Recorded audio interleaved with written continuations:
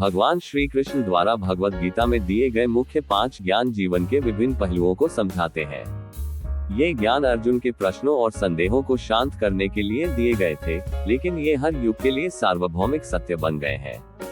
1. कर्मयोग निष्काम कर्म। श्लोक कर्मण्येवाधिकारस्ते मा फलेषु कदाचन। अध्याय 2 श्लोक 47। कर्म करो, फल की चिंता मत करो। श्री कृष्ण ने सिखाया कि हर व्यक्ति को अपने कर्तव्य का पालन करना चाहिए, लेकिन फल की आकांक्षा या चिंता किए बिना। ये जीवन में संतुलन और स्थिरता का मार्ग है। 2. भक्ति योग भगवान के प्रति समर्पण। श्लोक सर्वधर्मान् परित्यज्य मामेकं शरणं व्रज। अध्याय 18 श्लोक 66। भगवान ने बताया कि सच्ची भक्ति और समर्पण से व्यक्ति भगवान के निकट जा सकता है।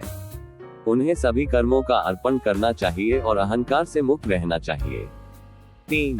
ज्ञान योग आत्मा और परमात्मा का ज्ञान। श्लोक न जायते म्रियते व कदाचिन नायं भूत्वा भविता व न भूयः।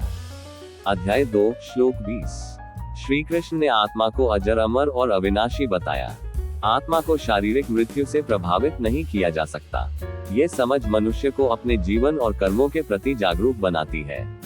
4. साम्यभाव समता का सिद्धांत। श्लोक सुख दुखे समे कृत्वा लाभालाभो जयाज्यो। अध्याय 2 श्लोक 38।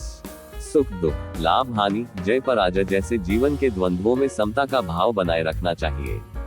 यह मानसिक शांति और स्थिरता लाने का मार्ग है। 5. धर्म और स्वधर्म का पालन। श्लोक स्वधर्मे निधन श्रेय पर धर्मो भयभ्यः। अध्याय 3 श्लोक 35।